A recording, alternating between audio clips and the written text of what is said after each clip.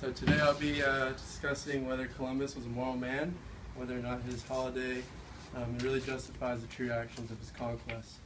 My definitions: indigenous are people of native origins, Mesoamerica, home to the Mayans, Aztecs, and Olmec tribes, what is now Mexico down in Costa Rica.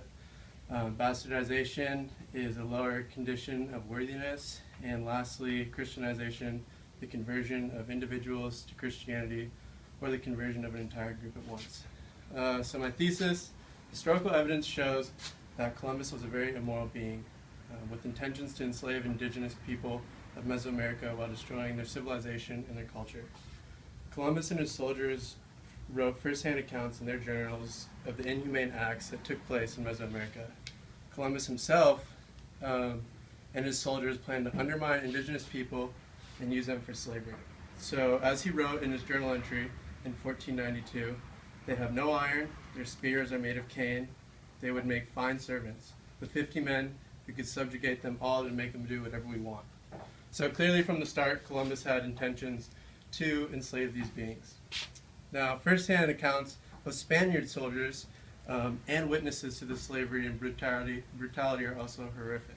Now, in 1992, David E. Standard, an American historian, wrote in his article, Columbus's Legacy, Genocide in the Americas.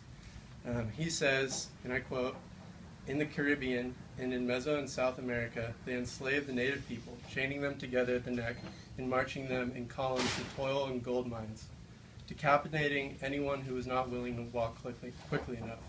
They sliced off the breasts of women for sport and fed their babies to the backs of mastiffs. They would test their swords and their manly strength on captured Indians," wrote a Spanish witness to the massacres, "and placed bets on slicing heads off or cutting bodies in half with one blow." So according to Rodolfo Acuna, he's an American historian, between 1519 and 1600, the indigenous population fell from 25 million to about 1 million. And this is partly due to this massive genocide, also the disease brought on by the Spaniards. So not only were these people being worked tirelessly for their labor, but they were treated as subjects for the Spaniards to test their weapons. Now, Columbus's arrival also brought on huge influence of Eurocentric views and religious views that were extremely different to the indigenous people's civilization and cultural views. Mesoamerican civilization practiced religions which were based on cycles of the earth and the connection between man and nature. Now, as Richard Hooker says in his books, The Mayans religion was characterized by a worship of nature gods, especially the sun, rain, and corn, as a priestly class. The importance to astronomy and astrology, rituals of human sacrifice, and the building of elaborate temples.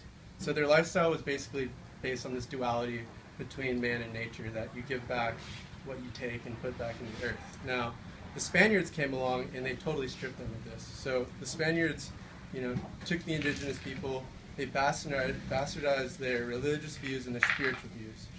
They paid no attention to these practices and just influenced Christianity on them unwillingly. So Rodolfo Acuna also states that Spain passed a law of organs in 1512 that included regulations protecting indigenous labor and ensuring their Christianization.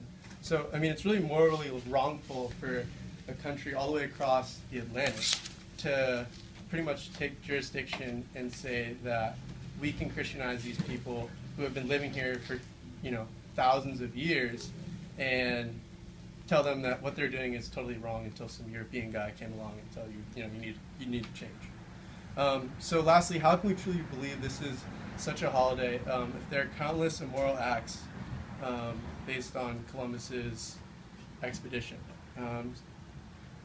Berkeley has gone ahead and restated this holiday as Indigenous Peoples' Holiday.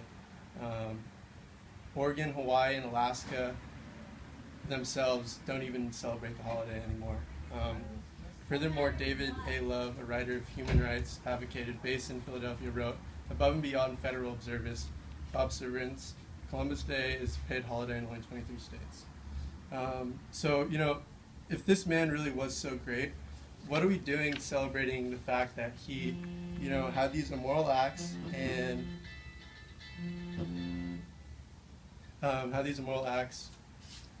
we're not celebrating them. So we now live in the 21st century. We're aware of what these immoral acts are and what society and injustices in society look like.